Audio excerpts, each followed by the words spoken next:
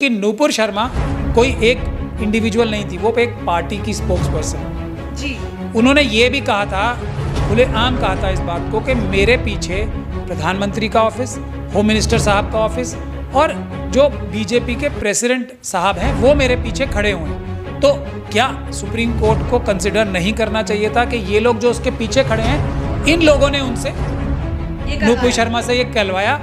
क्योंकि नूपुर शर्मा ने ये बात प्रेस में खुद बोली, अल्लाह के नाम पर किसी के साथ भी ये करना कितना सही? 100% गलत है। इसकी कोई भी क्लैरिफिकेशन, इसकी कोई भी जस्टिफिकेशन हो ही नहीं सकती। अपराध है, बड़ा अपराध है और इस तरह के अपराध तो बहुत बड़े अपराध है। लेकिन इस चीज़ को भी मैं बोलूँगा बार बार कि इसकी इन्वेस्टिगेशन न्यूट्रल होनी चाहिए। आज मैं एक और वीडियो देख रहा हूँ कि एक मुसलमान लगने वाले जिसने एक दाढ़ी रखी हुई है, तबलीगी जमात के लोग जैसे रखते हैं, एक टोपी पहन रखी है और कपड़े भी बिल्कुल उसके तबलीगी जमात वाले एकदम डिट्टो लग रहे हैं। कोई उसको देख के ये कह ही नहीं सकता कि ये मुस्लिम नहीं है। और वो जाके एक मस्जिद में मुसलमानों के बीच में जाके भड़काने के काम कर रहा था। बाकी जो मुस्लिम कम्युनिटी के लोग थे उन्होंने उसे पकड़ा और फिर उससे पूछताछ की तो पता लगा वो मुस्लिम ही नहीं है। इस्लाम को और नबी सल्लल्लाहु अलैहि वसल्लम को गालियाँ, अल्लाह के बारे में इतनी बातें बदतमीजी की कही गई हैं, इसका रिएक्शन क्या फिर नहीं होगा? नमस्कार, मैं शालिनी झा और आप देख रहे हैं पीआरबी। नूपुर शर्मा का बयान जो देश में काफी ज्यादा एक विवाद खड़ा कर चुका था, उसको लेकर अब सुप्रीम कोर्ट ने काफी ज्यादा फटकार भारतीय जनता पार्टी, दिल्ली पुलिस और नूपुर शर्मा पर लगाई है। जी हां, जिस तरीके से उदयपुर में कन्हैया लाल के साथ हुआ उसको लेकर भी सुप्रीम कोर्ट ने यह साफ कर दिया है कि ये जो भी हुआ उसमें नूपुर शर्मा का बयान जिम्मेदार था। इस वक्त हमारे साथ बातचीत करने के लिए मौजूद है सुप्रीम कोर्ट के सीनियर एडवोकेट महमूद प्राचा जी। सर, सवाल की शुरुआत यहीं से करूंगी। उदयपुर में जो कुछ भी हुआ उसका पूरा जिम्मेदार नूपुर शर्मा के बयान को अब सुप्रीम कोर्ट ने पूरी तरीके से बता दिया है। देखिए, मैं पहले दिन से एक बात ये कह रहा हूँ कि ये बहुत बड़ी साजिश के तहत काम हो रहे हैं सारे, और इसमें आईएसआई, पाकिस्तान की एजेंसीज, चाइना की एजेंसीज और इजराइल की एजेंसीज शामिल हैं इन सब गतिविधियों में, और आरएसएस और इनकी जो दूसरी संगठन है उनका भी पूरा सहयोग है। ऐसा साफ नज़र आता है, जो प्रथम दृष्टया नज़र आता है। इसके बारे में डिटेल्ड इन्वेस्टिगेशन होनी चाहिए। अब नूपुर शर्मा साहिबा के बारे में सुप्रीम कोर्ट ने आज कुछ टिप्पणियां की। ये सुप्रीम कोर्ट ने अभी एक ही दिन पहले महाराष्ट्र के बारे में जो भी फैसले दिए थे उसके बारे में पूरे दुनिया में बहुत ज़्यादा उसकी भ्रत्सना हो रही थी और एक तरह से कहा जा रहा था कि ये इंसाफ की हत्या है। तो कुछ थोड़ा बैलेंस, आज थोड़ा सा बैलेंस हुआ है। तो जैसे हमें सुप्रीम कोर्ट और हाई कोर्ट के जजमेंट्स की क्रिटिसिज्म करना ज़रूरी है, उस तरीके से कोई जजमेंट अगर थोड़ी भी अच्छी आती है तो उसकी तारीफ़ करना भी ज़रूरी है। तो इस जजमेंट की मेरे ख्याल से तारीफ़ की जानी चाहिए, लेकिन फिर भी पूरी तारीफ़ के योग्य जजमेंट नहीं है ये, क्योंकि नूपुर शर्मा कोई एक इंडिविजुअल नहीं थी, वो एक पार्टी की स्पोक्स पर्सन जी। उन्होंने ये भी कहा था, खुलेआम कहा था इस बात को कि मेरे पीछे प्रधानमंत्री का ऑफिस, होम मिनिस्टर साहब का ऑफिस और जो बीजेपी के प्रेसिडेंट साहब हैं वो मेरे पीछे खड़े हुए हैं। तो क्या सुप्रीम कोर्ट को कंसिडर नहीं करना चाहिए था कि ये लोग जो उसके पीछे खड़े हैं, इन लोगों ने उनसे नूपुर शर्मा से ये कहलवाया? क्योंकि नूपुर शर्मा ने ये बात प्रेस में खुद बोली और ना प्रधानमंत्री साहब के ऑफिस ने, ना होम मिनिस्टर साहब के ऑफिस ने, ना नड्डा जी के ऑफिस जो बीजेपी के प्रधान हैं, अध्यक्ष हैं, उनके ऑफिस ने इस बात को आज तक भी मना नहीं किया, इसको नकारा नहीं है कि नूपुर शर्मा साहिबा या नूपुर शर्मा जी इस बात को गलत बोल रही हैं। तो ये बात एक सुप्रीम कोर्ट को अगर इसकी भी कोई इलेबोरेट करते या क्लैरिफाई करते तो ज़्यादा बेहतर रहता। दूसरी बात ये कि इसमें, इस जजमेंट में भी कोई उस तरह की डायरेक्शंस क्लियर कट नहीं है।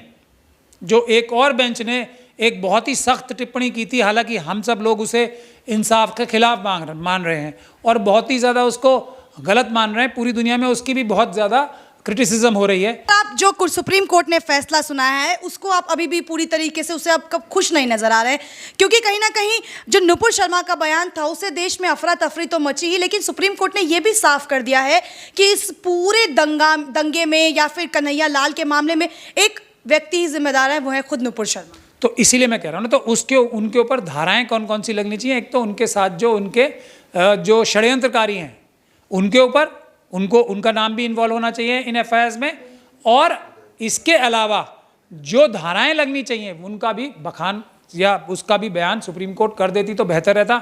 मैंने आपसे कहा है इस जजमेंट की थोड़ी तो तारीफ की जानी चाहिए हम लोगों की समझ से।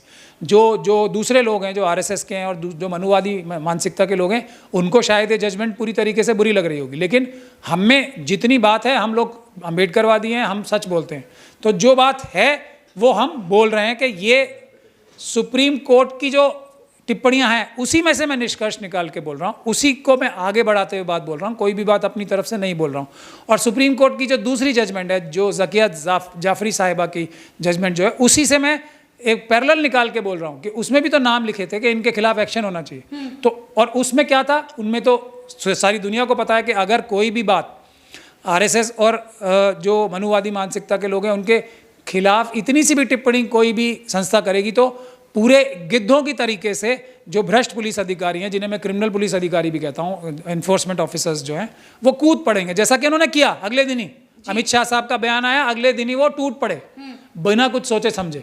उदयपुर में जो घटना हुई, जिन दो मुस्लिम युवकों ने कन्हैया लाल को मारा, उन्होंने एक वीडियो जारी करके ये बता दिया कि नबी की शान में जिसने भी गुस्ताखी की उसका सर तन से जुदा कर दिया जाएगा। मतलब अल्लाह के नाम पर किसी के साथ भी ये करना कितना सही है?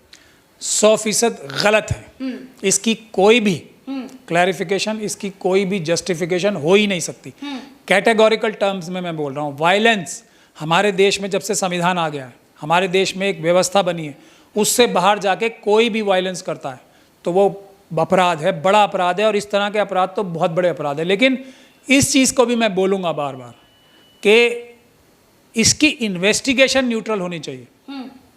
आज मैं एक और वीडियो देख रहा हूँ कि एक मुसलमान लगने वाले, जिसने एक दाढ़ी रखी हुई है, तबलीगी जमात के लोग जैसे रखते हैं, एक टोपी पहन रखी है और कपड़े भी बिल्कुल उसके तबलीगी जमात वाले एकदम डिट्टो लग रहे हैं। कोई उसको देख के ये कह ही नहीं सकता कि ये मुस्लिम नहीं है। और वो जाके एक मस्जिद में मुसलमानों के बीच में जाके भड़काने के काम कर रहा था, मतलब दंगा फैलाने के काम कर रहा था। वो जो नॉन मुस्लिम्स हैं उनके खिलाफ वायलेंस करने के लिए लोगों को उकसा रहा था, बिल्कुल एकदम ज़बरदस्त मौलाना लग रहा था वो। लेकिन वहाँ के लोगों ने, जो कॉन्शियस लोग थे, वहाँ की जो मुस्लिम कम्युनिटी के लोग थे, उन्होंने उसे पकड़ा और फिर उससे पूछताछ की तो पता लगा वो मुस्लिम ही नहीं है, वो किसी एक संस्था का एजेंट नज़र आ रहा है। और उसने जो ऐसी बातें बताई वहाँ पे, इतना वो पूरा झगड़ा ही करा देता वहाँ पे। अब इसकी इन्वेस्टिगेशन होनी चाहिए। जो ये दो पकड़े भी गए हैं उदयपुर में, क्या ये जेन्युइनली खुद अपनी भावनाओं से ओतप्रोत होकर इन्होंने ये कार्य किया है? इतना घिनौना और घटिया काम जो बिल्कुल गैर कानूनी है, इस्लामिक नज़र से भी और भारत के संविधान की नज़र से भी, या वो भी किसी के एजेंट थे? इस पे भी इन्वेस्टिगेशन होनी चाहिए। मुझे मैं तो ये आज नहीं बोल रहा हूँ, मैं शुरू से बोल रहा हूँ, कोई भी व्यक्ति किसी भी शेप सूरत में नजर आए और वो हिंसा की बात कर रहा है तो उसके तार, मेरा तो यही शक रहता है, कहीं ना कहीं आरएसएस से जुड़े होंगे, डायरेक्टली या इनडायरेक्टली। लेकिन सर पता आतंकवादी कहीं है नहीं, इसकी जांच कर रही है अब तो सरकार। बिल्कुल, ये मैं क्या कह रहा हूं आपको, ये जांच निष्पक्ष होनी चाहिए। इसके तार जरूर आईएसआई से मिलेंगे, इसके तार जरूर चाइनीज एजेंसी से मिलेंगे, इसके साथ तार जरूर इजरायली एजेंसी से मिलेंगे, और इनके तार जरूर आरएसएस से भी मिलेंगे अगर ठीक से इन्वेस्टिगेशन होगी। क्योंकि कोई भी मुसलमान जिसका दिमाग ठिकाने पर है वो वायलेंस की बात करेगा ही नहीं। और इसमें देखिए, मैं आपको एक ये कहा जाता है ना कि जो रसूलुल्लाह के नाम पे या उनके साथ बदतमीजी करेगा तो इस्लामिक कानून में उसकी सज़ा मौत है। चलिए ये बात मान लेते हैं, आगे चलते हैं। लेकिन एक ट्रायल तो होता है किस चीज़ का? किसी इंसान ने, कोई दुनिया में कोई ऐसा देश बता दें, कोई ऐसा वक्त बता दें जिसमें किसी भी व्यक्ति को बगैर ट्रायल के सज़ा दे दी जाए। हम इसी बात के लिए तो लड़ रहे हैं, इसी बात के खिलाफ तो हम लड़ रहे हैं कि ये जो क्रिमिनल मीडिया है ये पहले से फैसले सुना देती है। तो किसको हक है? वो एक क्रिमिनल है, वो हम लोगों का दुश्मन है, अम्बेडकरवादियों का दुश्मन है, और जो हमारे दुश्मन है वो ऑब्वियसली आरएसएस के दोस्त हैं। तो ये बात समझ लेनी चाहिए, जिन लोगों ने ये काम किया है वो हमारे दुश्मन नंबर 1 है। जो भी वायलेंस की बात, हम तो पीसफुल प्रोटेस्ट में भी कह रहे हैं कि जो आरएसएस के लोग आके काडर्स के लोग हमले करते हैं, काडर्स के लोग अंदर घुस के वायलेंस कराते हैं, हम तो ये तक कह रहे हैं कि इस बात की सबसे पहले इन्वेस्टिगेशन होनी चाहिए। हमारे लोग SC, ST, OBC, माइनॉरिटीज़ और महिलाएं वायलेंस कर ही नहीं सकती, कभी नहीं कर सकते। करेंगे कौन वायलेंस? जिनको वायलेंस से फायदा है। हमारा वायलेंस से नुकसान है। हमारा संविधान में क्या फायदा है सर? इनको देखिए, इनके सारे जो बुरे कारनामे छुप जाते हैं। हाँ। वायलेंस करा दी नूपुर शर्मा, और जो बीजेपी ने इतनी बड़ी साजिश करके पूरे मुस्लिम देशों को भारत के खिलाफ करने की साजिश की थी, हाँ।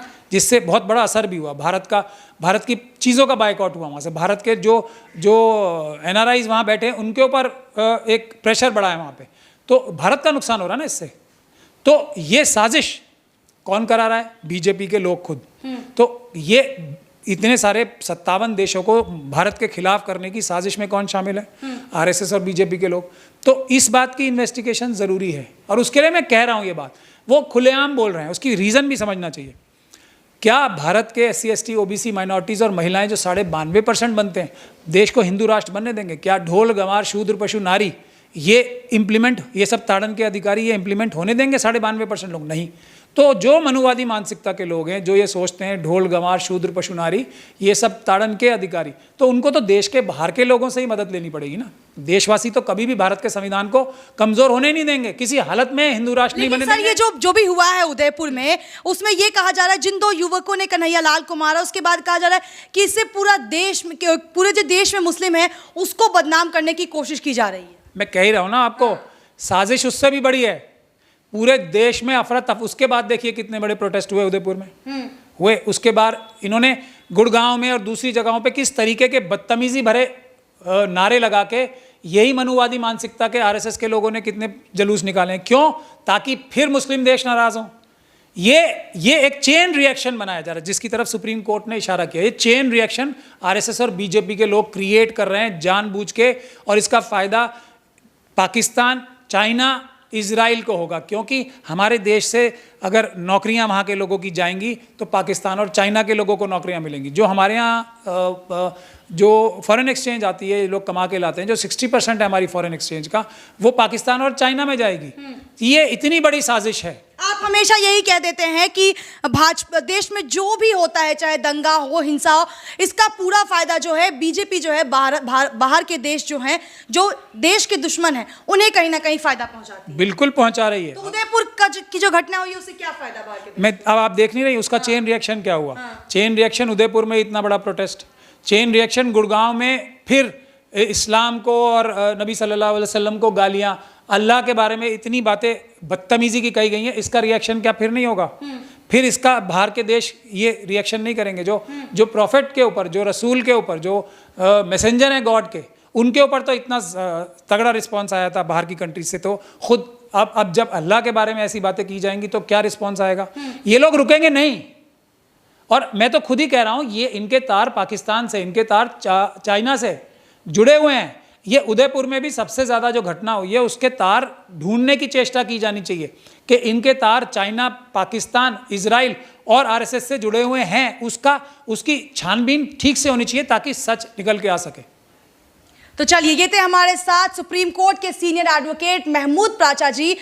जिस तरीके से इन्होंने नुपुर शर्मा के बयान और कन्हैया लाल के जघन्य अपराध पर अपनी राय रखी है, वो कहीं ना कहीं काफ़ी ज़्यादा सवाल खड़े करते हैं, क्योंकि इन्होंने तो साफ कर दिया है कि जो जांच हो रही है कन्हैया लाल के मामले वो निष्पक्ष हो। अब ये देखना काफ़ी दिलचस्प होगा और नज़रें सबकी इस पर टिकी होंगे कि कन्हैया लाल की जो जांच हो रही है जघन्य अपराध की, उस पर फैसला क्या आता है, और क्या वाकई जो फांसी की मांग उठ रही है उसमें इन दोषियों को फांसी मिलती है या नहीं। बने रहिए PRB के साथ। धन्यवाद।